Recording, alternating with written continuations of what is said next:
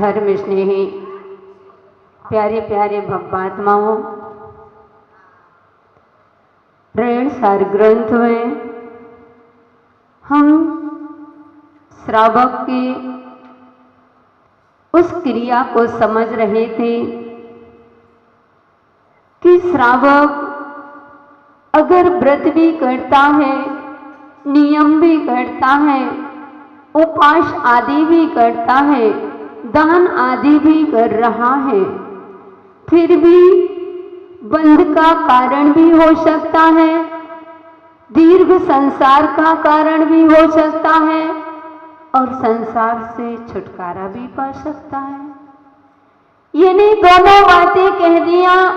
दो व्यक्ति एक धर्म, एक देव पूजा कर रहा है, दान दे रहा है, व्रत नियम आदि का पालन कर रहा है और कहते हैं कि उपवास आदि कर रहा है। दूसरा व्यक्ति भी खड़ा हुआ है, वह भी दान कर रहा है, वह भी व्रत नियम पालन कर रहा है, वह भी उपवास आदि कर रहा है, लेकिन एक का दीर्घ संसार और एक कर्मों का क्षय, संसार से छुटकारा। यह कैसे? क्यों?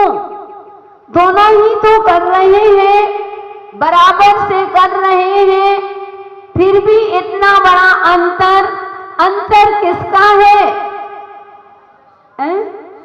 भावों का। बहुत सुंदर कि अगर अंतर है, एक का सब क्रियाएं करने के बाद भी संसार दीर्घ संसार होता जा रहा है और एक की क्रियाओं से संसार से पार होते जा रहे हो। हे भक्तात्माओं, ये जैन दर्शन है। हमारा जैन दर्शन भावों पर डिपेंड करता है। जो भी है भावों की चर्चा की गई है, लेकिन ऐसा भी मत सोच लेना कि भावों से कहा तो घर में बैठे हैं, भावों से मंदिर कर लो, हो गए दर्शन, भावों के द्वारा मोक्ष चले जाएंगे, ऐसे करते रहो तो मोक्ष चले जाएंगे। नहीं बंधुओं, हर चीज हर जगह घटित नहीं होती है। कौन प्रश्न, कौन सा सब्जेक्ट चल रहा है, किसकी बात चल रही है, वहां पर लगाया जाता है। ऐसा नहीं कि आप हर बात में लगा करके बैठ जाओ, भावों की है तो फिर भावों से खा लिया करो, भोजन कर लिया, हमने सोच लिया करो आज हम नाश्ता फुल करके आए हैं, भोजन करके आए, अब हमको मंदिर में कोई आकुलता नहीं, हम भोजन बना करके आए हैं, क्या जाना? तो नहीं। तो बंधु, हमारा जैन दर्शन भावों पर डिपेंड करता है, भावों के सहारे चलता है। क्योंकि हमने आपको बताया था कि एक व्यक्ति जब वही पिक्चर हॉल में बैठता है और एक मंदिर में प्रवचन हॉल में बैठता है, जब दोनों चौराहे से अलग होते हैं, जो पिक्चर हॉल पर जा रहा था उसके लिए उस प्रवचन हॉल में बैठा व्यक्ति उसने कह दिया था, भाई पिक्चर माइंड का पिक्चर करती है। इसलिए जैन दर्शन पिक्चर पर नहीं चरित्र पर महत्व देता है। और वह कहता था, अरे एक उम्र प्रवचन सुनने की नहीं, चलो प्रवचन देखते हैं, प्रवचन करते पिक्चर देखते हैं। बंधुओं, दोनों ही जब चल बसते हैं अलग अलग हो जाते, क्योंकि भाव दोनों की वहां अलग थे।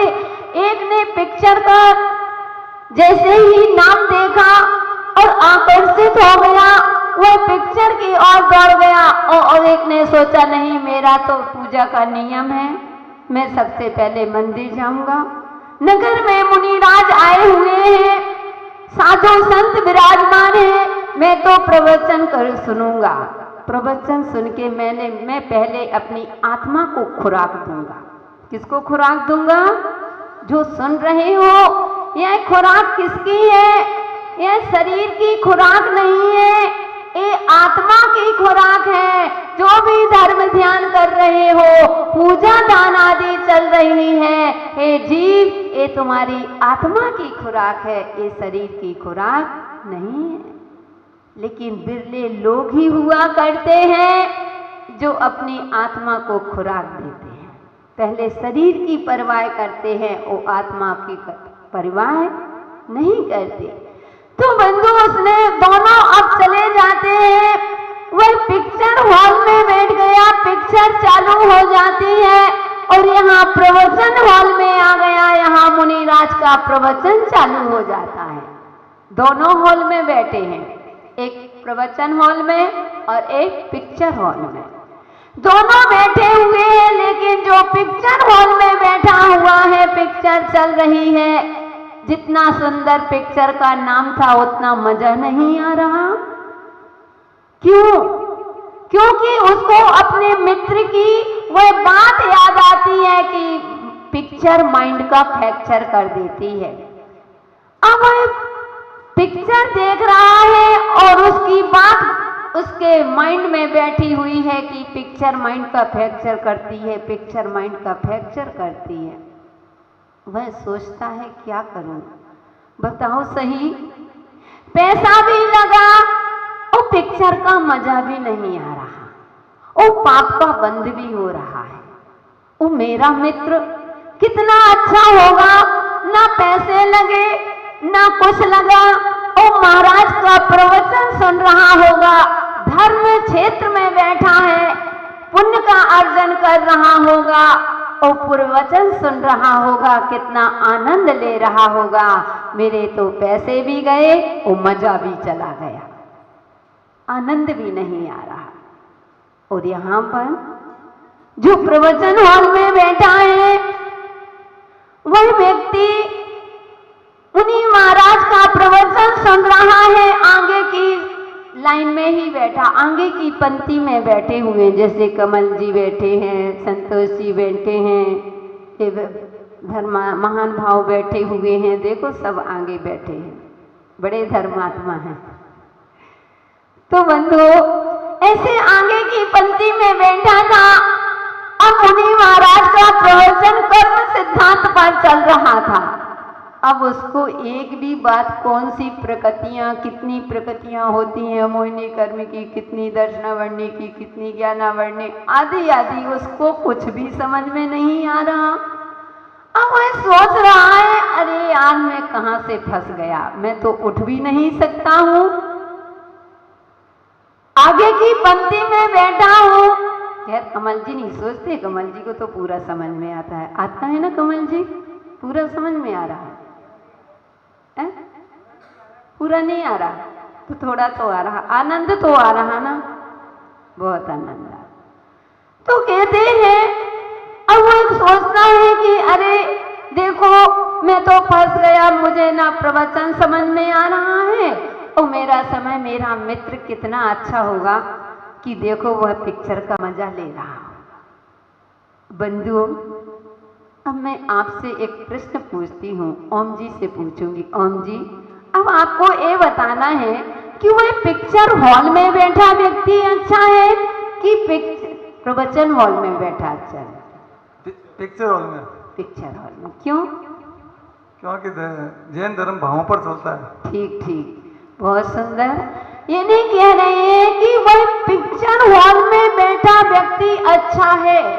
क्यों अच्छा है कह रहे हैं? क्योंकि वह भावों से, उसके भाव यहाँ के लगे हुए हैं, उसको लगता है मैं भी काश अपने मित्र के साथ प्रवचन सुनने चला गया होता तो मैं भी कुछ धर्म क्रियाएं कर लेता, मैं यहाँ पर फंस गया हूँ। और एक प्रवचन हॉल में भी बैठा व्यक्ति को कहते हैं कि वह व्यक्ति अच्छा नहीं है, क्योंकि वह क्षेत्र में, धर्म क्षेत्र में भी आकर के उसके भाव कहाँ लगे हुए हैं? पिक्चर हॉल में लगे हुए हैं। इसलिए भव्यात्माओं, यही तो जैन दर्शन है कि जैन दर्शन जो होता है, जैसे भाव होते हैं वैसा ही तुम्हारा भाव होता है। भाव को नहीं सुधारा जाता है। आचार्य महाराजों ने कहा है कि भावों को सुधारने की दी है, कभी यह नहीं कहा कि तुम अपना भाव सुधारो।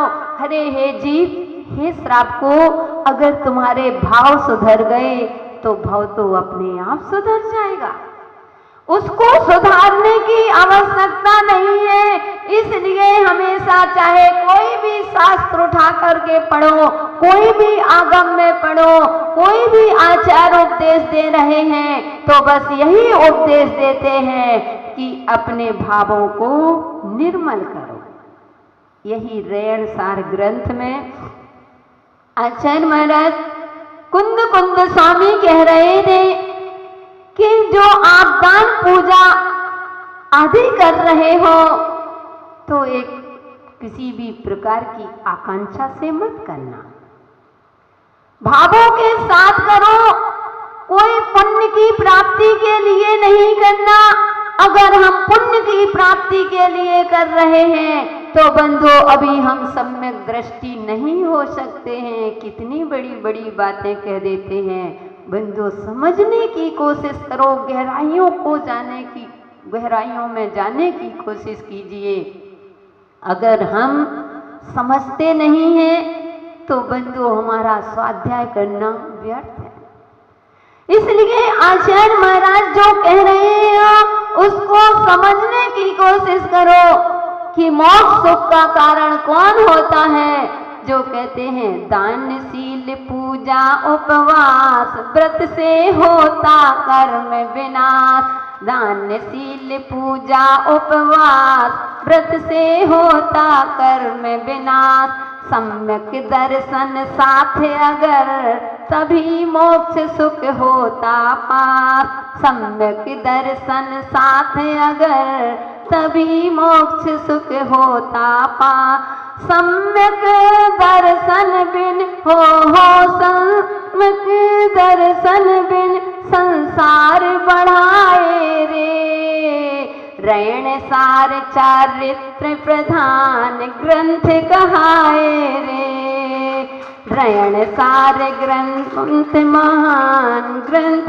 कहाए रे, साधु श्रावक की हो साधु श्रावक की संहिता दिखलाए रे, रैण सार चारित्र प्रधान ग्रंथ कहाए रे, रैण सार ग्रंथ कहाए रे। धर्म स्नेही बाबा एक एक में कह दिया है कि दान पूजा उपास आदि जो भी है अगर सम्यक दर्शन के साथ हैं तो तुम्हारे कर्मों का क्षय होगा। तुम दीर्घ संसारी नहीं कहला सकते हो। संसार को कम करने में देर नहीं लगती है। एक बार मेरे पास जब हमारा नीमच में चतुर्मास चल रहा था, एक व्यक्ति आते हैं और कहते हैं कि माता जी संसार कितना बड़ा है, संसार छोटा है कि बड़ा है। मैंने कहा संसार छोटा भी है और संसार बड़ा भी है। बोले ऐसे कैसे हो सकता है? तो मैंने कहा हाँ संसार छोटा भी है और संसार बड़ा भी है। बोले कैसे? मैंने कहा अगर आप की जितनी ज्यादा आसक्ति कि मुझे ये मिल जाए, जितनी आपकी आकांक्षा बढ़ेगी, जितनी आप आकांक्षाओं से सहित हैं, मान लीजिए आपका संसार उतना बड़ा होता जाएगा। और जितनी आपकी इच्छाएं सीमित हो गई हैं, जितनी आपकी आकांक्षाएं कम हो गई हैं, तो समझ लेना हमारा संसार कम है। कहीं जाने को, हाथ दिखाने को नहीं जाना, कोई जोशी के पास नहीं जाना, कोई पंडितों के पास नहीं जाना, कोई महाराज माता जियों के पास कुंडली लेकर के नहीं जाना कि मेरा संसार कितना है। अगर अपने आप में विचार करना, चिंतन करना, अपने भावों पर विचार करना, अगर मेरा धर्म,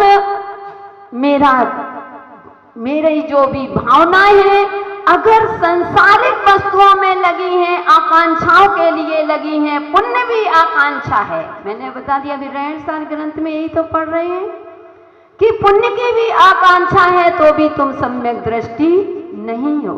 इसलिए सम्यक दृष्टि जीव मात्र अपनी भावनाओं को अपनी भावनाओं को सीमित रखते हुए आकांक्षा, कोई भी आकांक्षा नहीं, भगवान से भक्ति कर रहा है। हे भगवान, दुखों को कम्मखो बोहिलाओ सोगे गणम समाही मरणम जिन गुण संपत्ति हो मत। भगवान, मुझे आपसे कुछ नहीं चाहिए, बस इतना चाहिए है कि जन्म जन्म तेरे दर्शन पाऊं। तुमसे भगवान कुछ नहीं चाहूं, जन्म जन्म तेरे दर्शन पाऊं। तुमसे भगवान कुछ नहीं चाहूं, जन्म जन्म तेरे दर्शन पाऊं। मन में यही विचारा हमें आना पड़ेगा इस दर पे दोबारा, कि हमें ही भगवान भाव भाव में मुझे आपकी भक्ति मिलती रही है, बस इसके अलावा मुझे कुछ नहीं चाहिए। आज के बाद कभी भी भगवान के सामने जाना, भगवान से कहना, हे भगवान, जो भी आपने मुझे इतनी भौतिक सुविधाएं दी हैं, उससे जो भी कम करना हो वह कम कर लेना, मुझे मंजूर है। क्या कहोगे? भगवान, जो भी आपने मुझे भौतिक सामग्रियां, जो भी हमें आज मिला है, इसमें से जो भी कम कर लेना हो वह कम कर लेना। जो भी धन वैभव दिया है वह भी, जो भी कम करना हो भगवान कम कर लेना। जो भी रिश्तेदार बनाए हैं उसमें से भी जो आपको लेना है, जो भी कम करना है वह कम कर लेना। लेकिन हे भगवान, मेरी भाव भाव में आपके प्रति कभी भक्ति कम ना हो, बस यही मांगना। भाव भाव में भगवान मेरी आपके प्रति भक्ति बनी रहे। भगवान, मुझे और कुछ नहीं चाहिए। इस प्रकार से सम्यक दर्शन के साथ अगर आप दान पूजा करते हो तो हे भव्यात्माओं, आपका संसार बहुत कम है और आप एक दिन मोक्ष सुख को प्राप्त कर सकते हैं। चलते हैं, दूसरी गाथा देखते हैं।